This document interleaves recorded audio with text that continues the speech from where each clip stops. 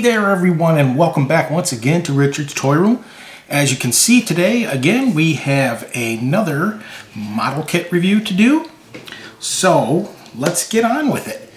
Today we have a Lindberg line, which I actually didn't even realize this was a Lindberg model because the price sticker was over this when I bought it. Not that that makes a difference now, because if you've seen my videos, some of the Lindberg kits were absorbed from other primitive model kits. I think maybe Palmer's or something like that. And that was one of the first ones I did. And luckily, I had bought a couple of Lindberg kits at the time, but that happened to be the first one I did. And the second one I did was awesome. I mean, it was like one of the best kits that I had ever done. It was the 53 Ford. And this kit looks pretty good as well, as far as I could tell just from looking at the parts and stuff like that.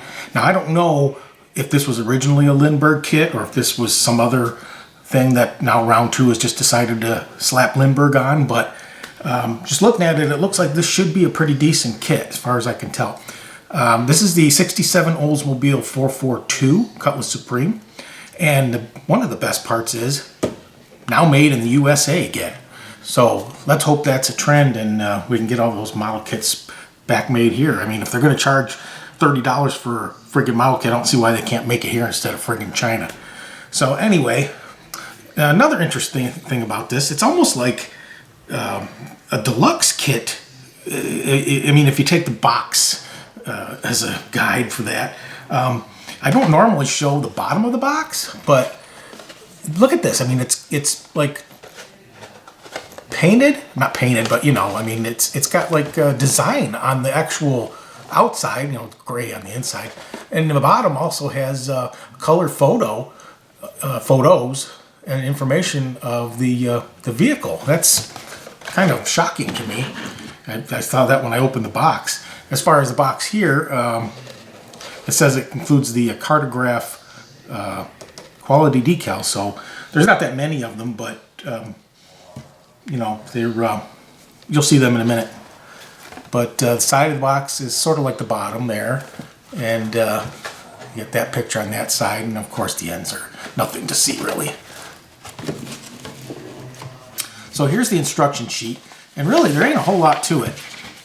It's 4 pages long. It's a decent size, and I didn't see any like options in here. It's like this is just like you build it the way it comes. So you know, it's like you don't get like an engine option or like custom options or interior or anything like that. You know, one set of tires, you know, one set of wheels. That's it. So here you know, just got your typical build sheet. You know, the engine, and then you know, putting the chassis together, the interior. It's got a 3-piece, you know, with the sides and the bottom interior. It's got your glass. It's got separate vent windows with separate vent window frames, which is interesting. Don't usually see that too often. Slapping the rest of this together here, flip over to the back, and you're doing your final assemblies with the front and rear grills and the I'll show you this too. It also has separate trim that goes around the wheel and down by the rocker there. Chrome trim, which like that 53 Ford was like that. So this ought to be a real nice kit when it gets done. And then down at the bottom shows you how to put your decals on. Then they give you this separate sheet here. Not sure why, but it's just you know, like important facts and stuff like that, and like 20 umpteen languages. And then they give you the 2015 product catalog. Nothing really to look at there. If you want to see what they actually have, go online. And once again, you're join the mailing list, which I don't know. I'm not going to say it again. You know what I say. So anyway, let's get to the decals. Just a little sheet of decals here. You get 2 different colored stripes that go on the front fenders, and then you know, some license plates, some under the hood and emblem decals, and your gauges for the instrument cluster. So not a whole lot there, but nice to have nonetheless. You get your 4 taillights in red That's the only thing that comes in that. In your clear parts, you've got your front and rear glass, and then your vent windows and 4 headlights. Here's your chrome tree. Oddly, this wasn't in a bag, but it was in the bottom and it was kind of protected from other stuff, with other stuff. But you got really nice grill and back bumper assembly there. You got a console. Here's those wheel well and rocker trims here. And you got separate trim that goes around the back window. And then you got your air cleaner, wipers, some other trim pieces, and your 4 chrome rims. So that's neat. Now let's bring out the white pieces. There's a big stack of them.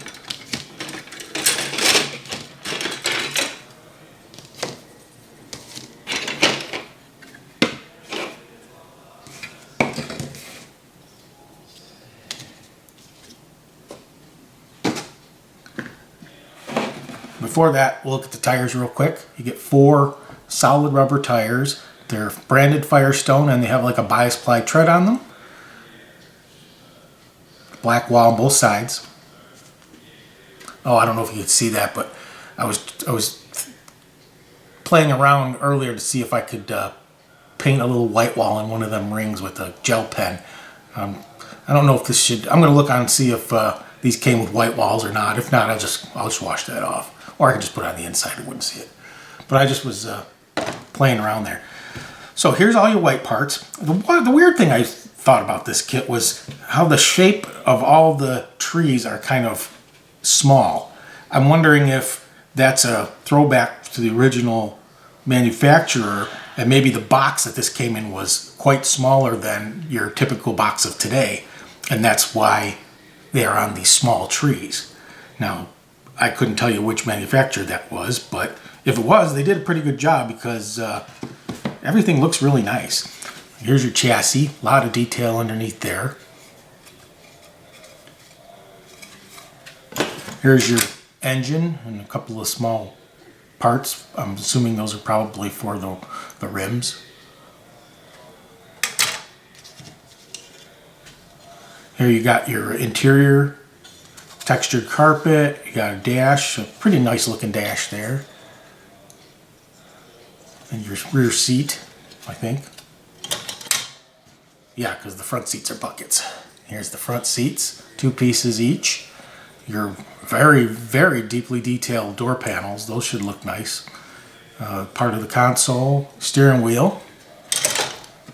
Here's your dual exhaust and some chassis parts and your wheel backs. Bunch of suspension and engine parts, your firewall. Some air intake tubes, radiator. And here's your hood. It has some louvers in the hood. I don't see any emblems or anything on it. I think those are hood hinges. Some license plate frames, a bunch of engine parts, radiator shroud. No flash. Nice kit. And finally, here's the body. Very nicely molded. Just a teeny little bit of flash on this. Nothing to cry about. Everything looks molded well.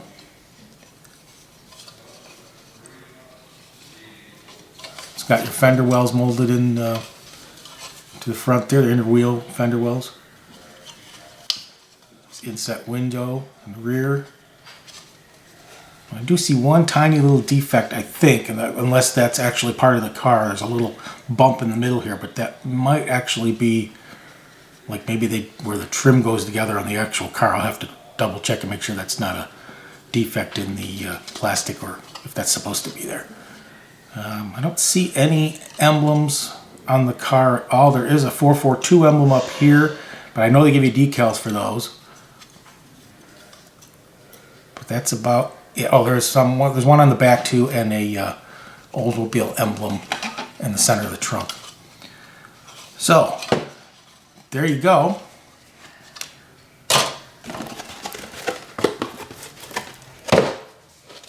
The 67 Olds 442. So stay tuned for more. Okay, well, it's time to do our update on this 1967 Oldsmobile 442. It's almost a little further along than I would normally like to be at an update, but sometimes I just get carried away and I forget to shoot the video in between, like I did with the El Camino.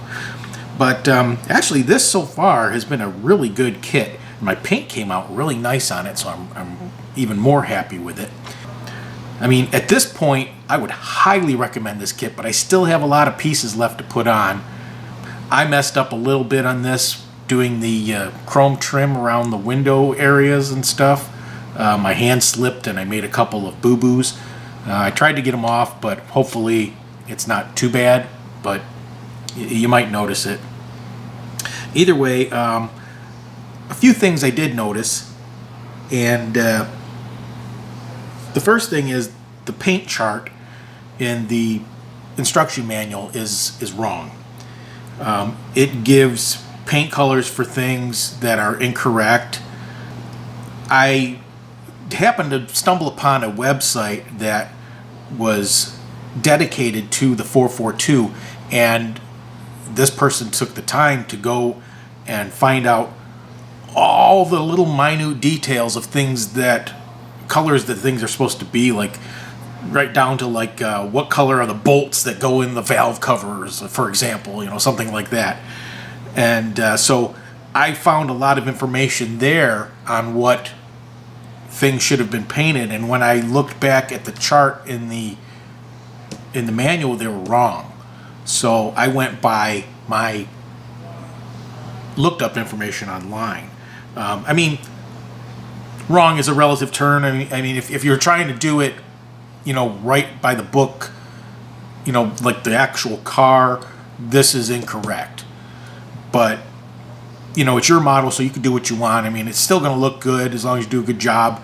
It's just, I'm kind of finicky about stuff like that, so I try to do that. Okay, another thing I found is the wheels did not fit in the tires very well. They just kind of are a little loose. They stay, but they weren't. I don't know why they were oddball like that. The other thing is that they didn't give you any options for the tires, or white walls or anything like that. They came with the black wall, and when I looked them up, that website again, it said that Redline tires were pretty much what these came with. I'm not sure if it was an option, but it was common on these. And so what I did was I actually painted the Redline tires on, and they came out pretty good. I'm pretty happy with that. And as long as you're looking, you can get a look at the engine here. Move some light over here so you can see. A lot of detail in this. I mean, all separate components, air conditioner, compressor, and alternator, and a power steering pump, and I think there's a smog pump or something down there. But yeah, that came out real nice. Here's the underside.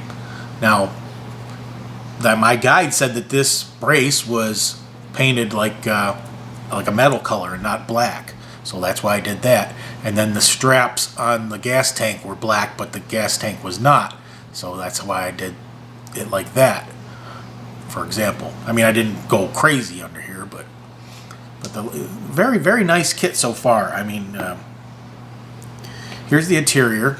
Now, I did have a problem with the interior with the console. Now, it didn't want to, not the dash, the console. It didn't want to fit in there too well, where it belongs. It's kind of, there's no locating pins or anything like that, and it's kind of hard to tell exactly where it's supposed to fit in there. But it just kind of, that's the only place I could put it where it didn't interfere with the seats, because of the shape of it. And the dash, I mean, they give you such tiny little decals with this thing, you can't even tell some of them that I put on there, but I did the best I could with the minute painting on the dash, but it's a little sloppy. Another thing on the model that I found was the taillights. In the instructions, the way they show you to put the taillights in, it's going to be really hard to see. I don't know if you'll be able to tell, but there's like little reflectors, like a sort of a wedge shape built into the reflectors. And if you look up the real car online, they're very obvious. And in the instructions, they're telling you to put the reflectors upside down. For like if you look on here, the top tail light, the reflector's at the bottom, and the bottom tail light, the reflector's near the top, and they're opposite in the directions. But if you want it to be like like a real car, you got to flip them around. Not a big deal, but just something I noticed. So anyway, there's really not anything more to show. I mean, you got the body here. I did put the little chrome trim on the front there on the hood. I'm not going to do anything with these vents because I'm afraid I can mess it up and it'll look terrible. I was going to try to like blackwash them so they look like they're open, but I'm not going to do that. And here's the body, what we have so far. I got the firewall and the master in. I got the windows and the the rearview mirror in. I painted the inside black. So there's not really a whole lot. Whoa. There's not really a whole lot more to do on it, but I wanted to make sure that I showed you some of those details before we got too far into it. So stay tuned, and I'm sure the next thing up is going to be the final reveal. The only thing I'm worried about at this point is this interior fitting in the body and everything sitting down straight and level.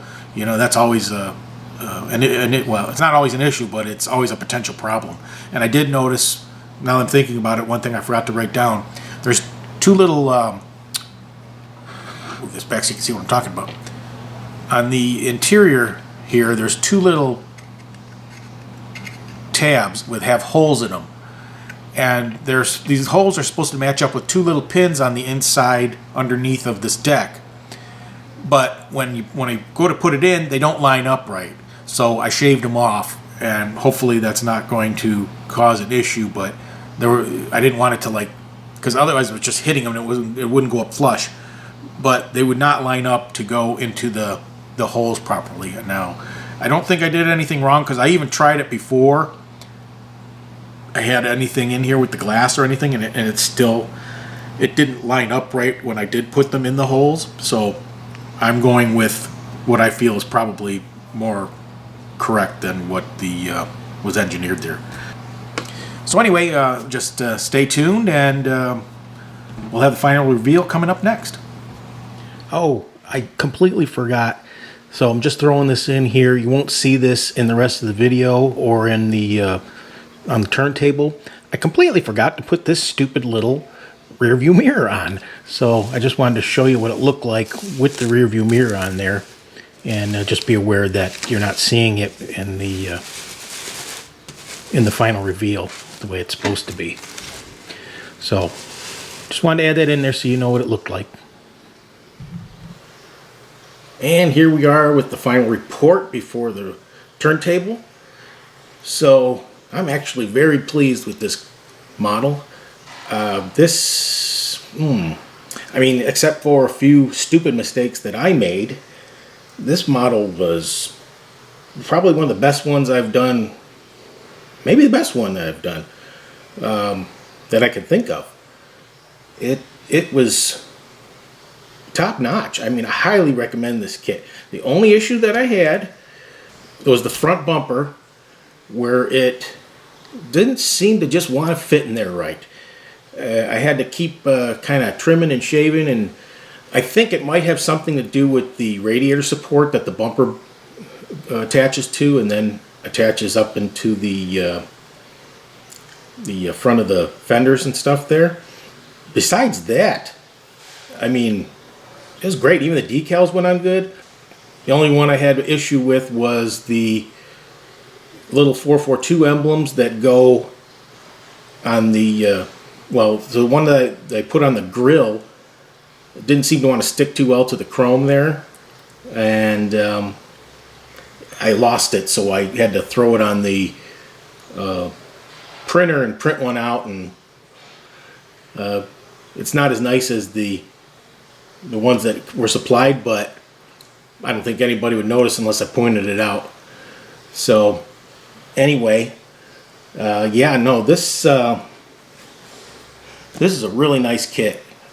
Yeah, you have fun doing this one. This was great. I mean, the only thing they could have give you better was if they gave you the red line tires, because I had to paint them in. But yeah, yeah, do yourself a favor. If you see this one, pick it up. It's well worth it. So let's pop this puppy up on the round table and finish this video out. And thank you for watching.